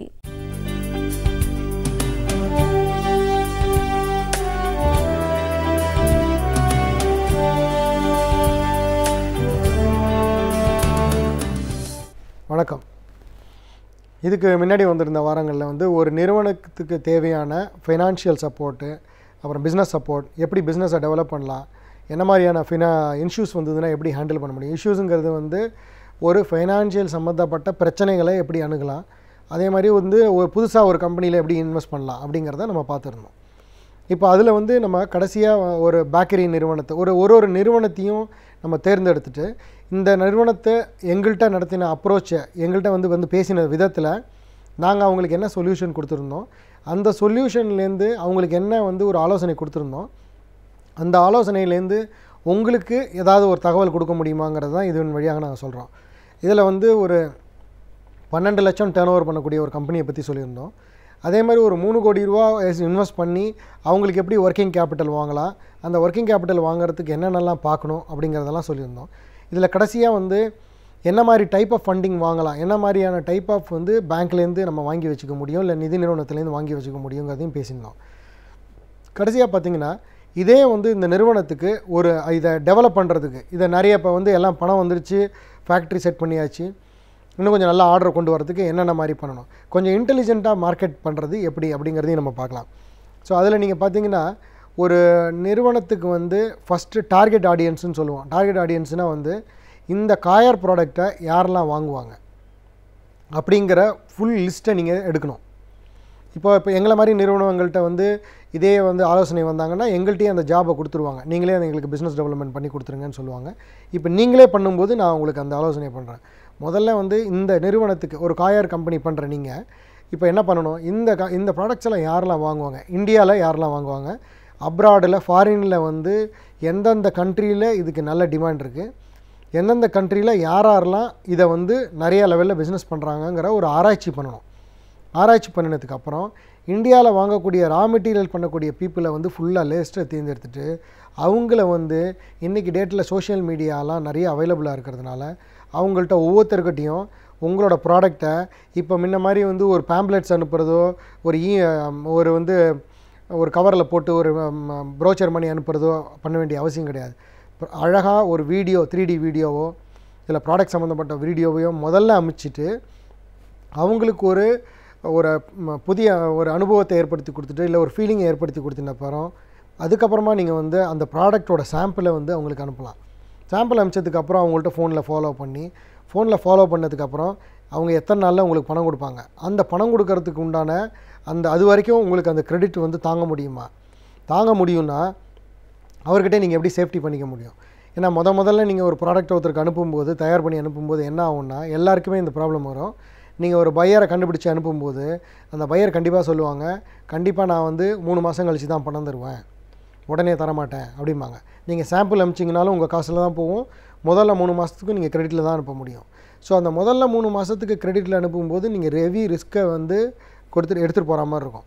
அந்த ரிஸ்க் அவாய்ட் பண்ணுறதுக்கு என்ன பண்ணணும், உங்களோட குவாலிட்டி ஆஃப் த ப்ராடக்ட் வந்து ரொம்ப ஸ்ட்ராங்காக இருந்ததுன்னா, உங்களுக்கு உண்டான தரத்துக்கு உண்டான சான்றிதழ் ப்ராப்பராக இருந்ததுனாலோ இல்லை உங்களோட தரத்தை வந்து உங்களுக்கு அருகில் இருக்கக்கூடிய கொஞ்சம் பெரிய லெவலில் பிஸ்னஸ் நடத்துகிறவங்க கிட்டேருந்து ஒரு டெஸ்டிமோனியல்னு சொல்லக்கூடியது. அதாவது டெஸ்டிமோனியல்னால் என்னென்னா அது எப்படி இருக்குது அதை சம்மந்தப்பட்ட அனுபவத்தை ஒரு வீடியோவாக ஷேர் பண்ணி அந்த வீடியோ உங்கள் ப்ராடக்ட் சம்மந்தப்பட்ட வீடியோ, நீங்கள் எப்படி வந்து அந்த ஃபேக்ட்ரியை நடத்துகிறீங்க அப்படிங்கிற ஒரு வீடியோ, அதுக்கப்புறம் இந்த ப்ராசஸ் எப்படி நடக்குது, எவ்வளோ நாளில் நடக்குதுங்கிறதெல்லாம் நீங்கள் வந்து மொத்தமாக போட்டு அனுப்பிச்சிங்கன்னா அந்த கஸ்டமர் வந்து 90 நாள் கிரெடிட்லாம் இல்லாமல் ஒரு 4-5 நாள் கிரெடிட் வரைக்கும் நீங்கள் அவரை கொண்டு வரதுக்கு வாய்ப்புகள் நிறைய இருக்குது. அதேமாரி இவன் 4-5 நாள் இருந்தால் கூட இது அதிகமான ரிஸ்க் தான், நாளைக்கு பணம் வரலைன்னா ஒன்றும் பண்ண முடியாது. ஸோ அதனால் இதெல்லாம் அமிச்சதுக்கப்புறம் ஒரு பையரை தேர்ந்தெடுத்ததுக்கப்புறம் இந்த பையரை பற்றின ஃபினான்ஷியல் ரெக்கார்ட்ஸை கண்டிப்பாக நீங்கள் வந்து ஒரு ROCயில் போட்டு இவங்க என்ன லெவலுக்கு டர்ன் ஓவர் பண்ணுறாங்க, இதோட ப்ரொமோட்டர்ஸ் யார், எப்படி நடத்திக்கிட்டு இருக்கிறாங்க, இதை வேறு யாராவது உங்களை மாதிரி இருக்கிறவங்கள்ட்ட வாங்குறாங்களா, எவ்வளோ நாளில் பேமெண்ட் கொடுக்குறாங்கிறத ரிசர்ச் பண்ணாமல் ப்ராடக்டை சப்ளை பண்ணாதீங்க. இல்லைன்னா என்ன ஆகுன்னா கண்டிப்பாக ப்ராப்ளத்தில் மாட்டிப்பீங்க. ஃபஸ்ட்டு நான் சொன்ன மாதிரி நீங்கள் பண்ண வேண்டியது யாரெல்லாம் இதை வாங்குவாங்க, இது எந்தெந்த ஊரில் வாங்குகிறாங்க, இந்த பையரோட சைஸ் என்ன, இவங்களோட ப்ரொஃபைல் என்ன, இவங்கள்ட்ட ஏற்கனவே யாரெல்லாம் வாங்கிக்கிட்டு இருக்காங்க, இந்த வாங்கிக்கிட்டு இருக்கிறவங்கள்ட்ட கொஞ்சம் ஃபோன் பண்ணியோ இல்லை நேராவோ எப்படி போயிட்டுருக்குங்கிறத, எப்படி பேமெண்ட் சிஸ்டம் போயிட்டுருக்குங்கிறத கண்டுபிடிச்சிக்கணும். செகண்டு, நம்பர் ஆஃப் டேஸ் கிரெடிட்டை வந்து குறைக்கிறதுக்காக அவங்கள்ட்ட வந்து அதிக நாள் கழித்து பணம் வாங்குறத தவிர்க்கிறதுக்காக நீங்கள் என்ன பண்ணலான்னா உங்கள் குவாலிட்டி ஆஃப் த ப்ராடக்ட்டை நல்லா இம்ப்ரூவ் பண்ணணும். அதே மாதிரி உங்களுக்கு அருகில் இருக்கக்கூடிய பெரிய பிஸ்னஸ்மேன்கிட்டேருந்து உங்கள் ப்ராடக்டை ஒரிஜினலாக காமிச்சு அவங்கள்ட்டேருந்து டெஸ்டிமோனியலை வாங்கி அந்த வீடியோவை அவங்கள்ட்ட அனுப்பிச்சிங்கன்னா இன்னும் கண்டிப்பாக உங்களுக்கு அந்த ஃபெசிலிட்டி கிடைக்கும். ஸோ எதுக்கு நான் இந்த விஷயத்தை நான் சொல்கிறேன்னா, ஒரு மார்க்கெட்டிங்கில் வந்து டைரெக்டாக நமக்கு தெரிஞ்ச விதத்தில் மார்க்கெட்டிங் பண்ணுறது, இன்னொன்று ஒரு இன்டெலிஜெண்ட்டாக மார்க்கெட்டிங் பண்ணுறது. இன்டெலிஜெண்ட்டாக மார்க்கெட்டிங் பண்ணுறதுனா என்னென்னா, இதை எப்படி அப்ரோச் பண்ணால் நமக்கு வேண்டிய கஸ்டமரை நம்ம சீக்கிரமாக ரீச் பண்ணலாம், அதேமாதிரி நம்மளோட ப்ராப்ளத்தையும் அவாய்ட் பண்ணலாம் அப்படிங்கிறத உருவாக்கணும். மூணாவது வந்து ப்ரைஸிங். இந்த ப்ரைஸிங் வந்து ரொம்ப ரொம்ப முக்கியம். நீங்கள் வந்து அனுப்புகிற ப்ராடக்ட் வந்து மார்க்கெட்டில் இருக்கிற எல்லாரையும் விட ரொம்ப அதிகமாக இருந்ததுன்னா கண்டிப்பாக உங்களுக்கு ஓடாது. நீங்கள் வெறும் குவாலிட்டி இருக்குது அதனால் என்னோடய ப்ரைஸ் அதிகமாக இருக்குன்னா ஒத்துக்கவே மாட்டாங்க. ஸோ குவாலிட்டி அதிகமாக இருக்குங்கிறதுக்காக கொஞ்சம் வேணால் ப்ரைஸ் வித்தியாசம் இருக்கலாம். அதுக்கு பதிலாக வேறு எதுலையாவது உங்களோட காஸ்ட்டை குறைச்சி குவாலிட்டியும் நல்லா இருக்கணும், உங்களோட ப்ரைஸிங்கும் நல்லா இருக்கணும். அப்படி லெவலில் கொண்டு வந்தீங்கன்னா நீங்கள் சீக்கிரம் வந்து வேறு லெவலுக்கு ரீச் பண்ணலாம். அதேமாதிரி ஒரு 1 or 2 இயர்ஸ் கழிச்சு ஒன்ஸ் உங்களோட ப்ராடக்ட் வந்து நல்லா யூஸ் பண்ண ஆரம்பிச்சிட்டாங்கன்னா அப்போ போய்ட்டு அவங்கள்ட்டேருந்து டேர்ம்ஸை ரிவைஸ் பண்ணி கொஞ்சம் பர்சன்டேஜை சேஞ்ச் பண்ணிக்கலாம். ஸோ அது வரைக்கும் நீங்கள் என்ன பண்ணணுன்னா, உங்களோட காஸ்ட்டை வந்து குவாலிட்டியில் கம்மி பண்ணிக்காமல் வேறு ஏதாவது ஒரு இடத்துல, மார்க்கெட்டிங்கில் கம்மி பண்ண முடியாது, வேறு ஏதாவது இடத்துல cost of unnecessary man power எக்ஸ்பெண்டிச்சரோ இல்லை ஒரு எலக்ட்ரிசிட்டியோ தேவையில்லாமல் பண்ணுறதை தவிர்த்துட்டு ஒரு எக்கோ ஃப்ரெண்ட்லியாக பண்ண முடியுமாங்கிறத பார்த்து அதில் கொஞ்சம் காஸ்ட்டை கம்மி பண்ணிங்கன்னா உங்களோட ப்ராஃபிட்டபிலிட்டி இன்க்ரீஸ் ஆகும். ஸோ இதுலேருந்து உங்களுக்கு என்ன விஷயம் தெரியுதுன்னா, ஃபஸ்ட்டு ஃபைனான்ஷியலாக எப்படி அப்ரோச் பண்ணணும்னு சொல்லியிருந்தோம், தென் வந்து ஒரு மார்க்கெட்டிங்காக யார்கிட்ட அப்ரோச் பண்ணலான்னு சொல்லியிருக்கோம். எகெயின் வந்து உங்களோட ரா மெட்டீரியல் கொடுக்குறவங்களையும் நீங்கள் கரெக்டான பீப்புளாக சோர்ஸ் பண்ணணும். உங்களோட சப்ளையர் வந்து ரொம்ப ஸ்ட்ராங்கான சப்ளையராக இருந்தாங்கன்னா அதுக்கு நீங்கள் ரிவர்ஸ் ஃபேக்டரிங் வாங்க முடியும். அதையும் நம்ம ஏற்கனவே சொல்லியிருந்தோம். ஸோ ஒரு பிஸ்னஸுக்கு தேவையான ஃபினான்ஷியல் பார்த்துருக்கோம், மார்க்கெட்டிங் பார்த்துருக்கோம். ஜென்ரலாக ஒரு பிஸ்னஸ்ன்னு பார்த்தீங்கன்னா மொத்தம் வந்து 4 விதமான விஷயங்கள் தேவைப்படும். ஒரு மென்டாராக வந்து என்னென்ன பண்ண முடியும் அப்படின்னா, ஒன்று வந்து கம்பெனிக்கு அந்த நிறுவனத்துக்கு தேவையான பண தேவைகளை பூர்த்தி பண்ணுறது, இன்னொன்று அவங்களுக்கு தேவையான பிஸ்னஸ் டெவலப்மெண்ட்டை பண்ணுறது, மூணாவது வந்து அந்த நிறுவனத்துக்கு ஏதாவது ஃபைனான்ஷியலாக பிரச்சனைகள் இருந்ததுன்னா அந்த பிரச்சனைகளை எப்படி சரி பண்ணலாங்கிறத பார்க்குறது, நாலாவது இது 3 இல்லைன்னா அவங்கள்ட்ட கண்டிப்பாக ஓரளவு நல்ல சர்ப்ளஸ் இருக்கும். அப்படி இருந்ததுன்னா என்ன மாதிரி வந்து இன்வெஸ்ட் பண்ணலாம், என்ன மாதிரி துறையை அவர் தேர்ந்தெடுத்து இன்வெஸ்ட் பண்ணலாம் அப்படிங்கிறத பார்க்கலாம். இப்போ வந்து நம்ம ஏற்கனவே ஃபைனான்ஸ் மார்க்கெட்டிங்கை பற்றி கொஞ்சம் பேசியிருந்தோம். இதில் வந்து கடைசியாக பார்க்குறது அடுத்த ஸ்டேஜ் பார்த்திங்கன்னா ஒரு இஷ்யூஸ், இந்த மாதிரி நிறுவனத்துக்கு என்ன மாதிரி இஷ்யூஸ்லாம் வரலாம் அப்படின்னு பார்த்திங்கன்னா, இது என்னென்ன இஷ்யூ வரலாங்கிறத ஓவராலாக சொல்கிறேன். ஒன்று வந்து ப்ராப்பரான ஐடி ரிட்டர்ன் கரெக்டாக பண்ணலைன்னா ஐடி ரிலேட்டட் நோட்டீசஸ் வரும். அடுத்தது ஆர்ஓசி அப்டேட் பண்ணலைன்னா உங்களுக்கு பேமெண்ட் பின்னாடி வந்து பேங்க் லோன் கிடைக்காது. மூணாவது வந்து கரெக்டான பேங்க் ரெக்கார்டு இல்லைன்னா பேங்க்லேருந்து பிரச்சனைகள் வரதுக்கு வாய்ப்புகள் இருக்குது. பேங்க்லேருந்து பிரச்சனைகள் வாங்கிகள் இருந்ததுன்னா கண்டிப்பாக அவங்கள்ட்ட போய் எக்ஸ்பிளைன் பண்ணி எப்படி உங்களால் ரீபேமெண்ட் பண்ண முடியும், அதுக்கு என்ன உங்கள்கிட்ட தகுதிகள் இருக்குது அப்படிங்கிறத எக்ஸ்பிளைன் பண்ணணும். ஸோ இதுக்கு வரவங்களில் இதை பற்றி மேலும் வர வாரங்களில் பேசலாம். அதில் வந்து இதோட கண்டினியூவேஷனாக எப்படி இந்த ஃபினான்ஷியல் பிரச்சனையை அணுகலாம், எப்படி நியூ இன்வெஸ்ட்மெண்ட் தேர்ந்தெடுக்கலாங்கிறத பற்றி பார்க்கலாம். நன்றி, வணக்கம். நாம் கற்றுக்கொண்ட பல தகவல்களை மற்றவர்களோடு பகிர்ந்து கொள்ளும் பொழுதுதான் அவர்களுக்கு அவை பயனுள்ளதாக இருப்பதோடு நம்முடைய வாழ்க்கைக்கும் பயனுள்ளதாக அமைகிறது. அந்த வகையில் டாக்டர் கார்த்திகேயன் அவர்கள் இன்றைக்கு என்ன பயனுள்ள தகவல்களை நமக்காக கொண்டு வந்திருக்கிறார் என்பதை கவனிக்கலாம். நிகழ்ச்சியில் நிறைவு பகுதியாக வரவிருப்பது கற்றலும் கற்பித்தலும்.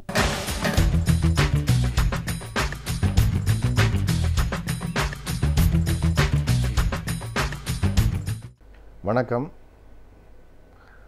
சென்ற வாரத்திலேருந்து நம்ம துக்க நோயை பற்றி பேசிகிட்ருக்கோம். துக்க நோய்ங்கிறது அதாவது மனநோய் சம்மந்தப்பட்ட விஷயம்னு பார்க்க முடியாத அளவிற்கு இன்றைக்கி வந்து சமூகத்தில் பெரும் அளவுக்கு பாதிப்பு உள்ளாக்கிட்டு இருக்கு. உலக நாடுகளில் அதிகமாக இருக்குது, இந்தியாவில் மிக அதிகமாக பரவுது. குறிப்பாக தமிழ்நாட்டில் வந்து அதிகமான தற்கொலைகளும் அதற்கான காரணம் இந்த துக்க நோய் அப்படிங்கிறத பற்றியும் பேசிக்கிட்டு இருந்தோம். ஒரு பக்கமாக இதற்கான சிகிச்சை என்ன பண்ணலாம், தடுப்பு நடவடிக்கைகள் அப்படின்லாம் சொல்கிறதுக்கு முன்னாடி என்னை பொறுத்தவரைக்கும் தனிநபர் கல்வி முக்கியம்னு நினைக்கிறேன். எல்லாருக்கும் இதை பற்றி கொஞ்சம் தெரிஞ்சிருக்கணும். எப்படி ஒவ்வொரு நோயை பற்றி ஒரு அடிப்படை அறிவு இருக்கோ அந்த மாதிரி இது வந்து அவசியமாகுது. ஏன்னா இன்றைக்கி எல்லா குடும்பங்கள்லேயும் யாரோ ஒருத்தருக்கு வரக்கூடிய சூழ்நிலை இன்றைக்கி இருக்குது. அப்படிங்கிறப்ப அதை பற்றி நம்ம தெரிஞ்சுக்கிறது முக்கியம்னு நினைக்கிறேன். ஒரு விஷயம், இதுவான உடம்புல ஒரு நோய் வந்துன்னு வச்சுக்கோங்களேன், அதை பற்றி நம்ம கவலைப்படுறதில்ல வெளியில் சொல்லிக்கிறதுக்கு. சில பேர் அதை பெருமையாக வேறு சொல்லிக்கிறாங்க இல்லையா. அங்கே போய் படுத்தேன், ஆச்சு 5 ரூபா செலவாச்சு, கம்ப்ளீட்டாக இப்போ நல்லாயி வந்துட்டேன் அப்படிங்கிறாங்க அவங்களுக்கு ஆனால் அதுவே ஏதாவது ஒரு என்ன உளவியல் காரணம் அப்படிங்கிறப்போ, மனநோய் அப்படிங்கிறப்போ, மனநோய் கூட வேண்டாம், ஏதாவது ஒரு மனப்பிரச்சனைக்கு உதவி எடுத்துக்கிறதுங்கிறப்போ இன்றைக்கும் வந்து அந்த அளவுக்கு வெளியில் சொல்லிக்க விரும்புறதில்ல. அதுவே ஒரு பெரிய சிக்கல். ரெண்டாவது, எங்கேயோ என்ன நினச்சிக்கிறாங்கன்னா, இதை நம்ம சொல்லிட்டா நம்ம வீக் ஆகிடுவோம், நம்ம எங்கேயோ பலவீனப்பட்டுருவோம், அதெல்லாம் ஒன்றும் வராது, நம்ம குடும்பத்தில் அதெல்லாம் ஒன்றும் கிடையாது, நீ எல்லாம் என்னென்னமோ பார்த்தோம், உனக்கு என்ன வரவா போகுது, இப்படி ஏதாவது ஒரு சால்ஜாப்பு சொல்கிறோம். யாருக்கு வேணால் வருங்க, எந்த நோய் வேணால் யாருக்கு வேணால் வரும், அதான் உண்மை. இந்த அடிப்படை உண்மை போல தெரிஞ்சுக்கணும். ஒரு நோய் வந்து பாதிப்புகளுக்கு உள்ளாகிறத விட நோய் அதுக்கு முன்னாடி வர்றதுக்கு முன்னாடியே என்ன செய்யலாங்கிறது தான் புத்திசாலித்தனம். ஸோ துக்க நோயை பற்றி வந்து எல்லாருமே வந்து அறிஞ்சுக்கணும். ஆக்சுவலி டிப்ரெஷனுங்கிறது ஒரு நோய் கிடையாது, அதுவும் வந்து ஆக்சுவலி கிளஸ்டர்ஸ் நிறையா இருக்குது, நிறையா ஃபார்ம்ஸ் இருக்குது. நியூரோட்டிக் ஃபார்ம் இருக்குது, சைக்கோட்டிக் ஃபார்ம் இருக்குது, டபுள் டிப்ரெஷன் சொல்லுவாங்க, போஸ்ட்மார்ட்டம் டிப்ரெஷன் சொல்லுவாங்க. அதே மாதிரி வந்து வேறு, அதாவது என்ன சொல்ல, வேறு நோய்களுக்கு கூட டிப்ரெஷன் வந்து செகண்டரியாக வரும். அதனால் நீங்கள் டிப்ரெஷன்னு சொல்லி ஒரு இது நீங்கள் டயக்னோஸ் பண்ணணுன்னா அதுக்கு நீங்கள் வந்து ஃபஸ்ட்டு இது நீங்கள் சிகிச்சைக்கு போகணும். அங்கே வந்து உங்களை ஒரு யார் மனநல மருத்துவர் பார்த்துட்டு ஒரு டீமோட ஆலோசனை செஞ்சதுக்கப்புறம் தான். அதனால் நீங்களாக டிப்ரெஷன் நினச்சிக்காதீங்க. ஒரு விஷயம் என்னென்னு கேட்டிங்கன்னா, எல்லாருமே ஏதாவது ஒரு சமயத்தில் நம்மளுக்கெல்லாம் மனச்சோர்வு வருது. அப்போ எல்லாருக்குமே டிப்ரெஷனாக நீங்கள் கேட்கலாம்.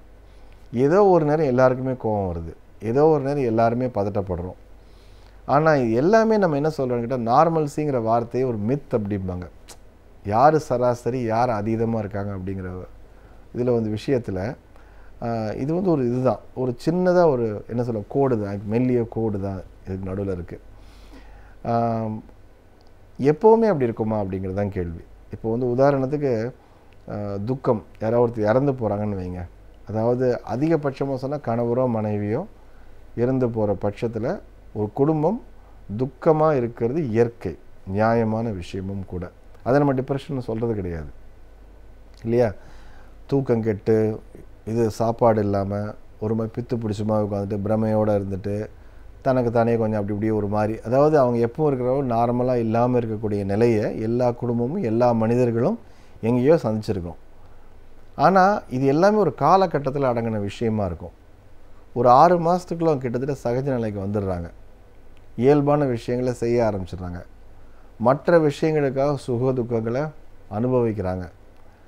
ஆனால் டிப்ரெஷனுங்கிற நோய் இருக்கும் பொழுது முதல்ல எல்லாருக்கும் என்னென்னு கேட்டால், அதிகமாக இந்த சினிமாவை பார்த்து கெட்டுப்போன ஒரு விஷயம், எல்லா நோய்க்கும் ஒரு காரணம் சொல்லுங்க. நம்ம ஊர் சினிமாவில் பார்த்திங்கன்னா, அவனுக்கு ஒரு நோய் வந்திருக்குன்னா கண்டிப்பாக ஒரு காரணம் இருக்குது. ஏதோ ஒரு விபத்து நடந்திருக்கணும், அவனுக்கு ஏதாவது ஒரு பிரச்சனை ஆயிருக்கணும், ஏதாவது ஒரு இல்லாட்டி என்ன சொல்ல சின்ன வயசில் நடந்த ஒரு சம்பவம்னு சொல்லி ஏதாவது ஒன்று சேர்த்துறாங்க. ஒரு காரணம் இவங்க புரிஞ்சிட்டே ஆகணும். இன்றைக்கும் வந்து ஆக்சுவலாக இதில் நீங்கள் மெடிசனில் பார்த்தாலும் சைக்கியாட்ரியில் பார்த்தாலும் பல நோய்களுக்கு காரணமே தெரியாது, அதுதான் உண்மை. ஒரு நோய்க்கு காரணம் கண்டுபிடிக்கணுங்கிறது நம்ம என்ன கேட்டால் சினிமாவில் கதாசிரியர்கள் வந்து ரொம்ப இதுவாக அவசியமாகிடுது. ஸோ நம்ம என்ன நினைக்கிறோம், டிப்ரெஷனோடு நம்மளா ஒரு காரணம் கற்றுவோம். அதுக்கு என்ன காரணம்னு கேட்டிங்கன்னா, அவங்க வீட்டிலங்க ஒரு பயங்கர டென்ஷன் பண்ணி நம்மளா ஒரு தியரியை கொடுத்துட்றோம். டிப்ரெஷனுக்கு காரணம் அவசியம் இல்லை, காரணமே இல்லாமலும் டிப்ரெஷன் வரலாம். நம்மளுக்கு என்ன பிரச்சனைன்னு கேட்டிங்கன்னா, எல்லாத்துக்கும் ஒரு காரணம் கொடுத்து பழகிட்டோம். இந்த கிருமினால் வருது, இந்த நோய், அதனால் ஏதாவது காரணத்தோடு அட்டாச் பண்ணுறதுக்கு நம்ம வந்து பார்க்குறோம். உளவியலுங்கிறப்போ அதுக்கு காரணம்னு நம்ம உளவியல் ரீதியாக நினைக்கிறோம், அவசியமே கிடையாதுங்க. அது உங்களுடைய என்ன சொல் மூளையில் இருக்கக்கூடிய சுரப்பிகளின் அளவுகள் மாறும்போது ஏற்படலாம், உங்களுக்கு தெரியாது அது இல்லையா. சின்ன வயசில் என்ன சொல்லலாம், உங்களுக்கு வந்து இந்த துக்கமான ஒரு விஷயம் நடந்ததுனாலையும் இருக்கலாம், அது மட்டுமே காரணமாக இருக்க வேண்டிய அவசியம் இல்லை. சமூக அளவில் இப்போது இதெல்லாம் சுனாமி அடிக்குது, இல்லாட்டி என்ன சொல் பேரிடர்கள் நிறைய நடக்குது, அந்த நேரத்துலையும் வந்து டிப்ரெஷன் வரலாம். எந்த காரணமும் இல்லாமல் டிப்ரெஷன் வரலாம். இதெல்லாம் காரணங்கள் வேணும் அப்படின்னு கிடையாது. நீங்கள் ஆக்சுவலாக பார்த்தீங்கன்னா சில பேரை அழுதுகிட்டு இருப்பாங்க, ஏன் அழுகிறேன்னா காரணம் தெரியாது.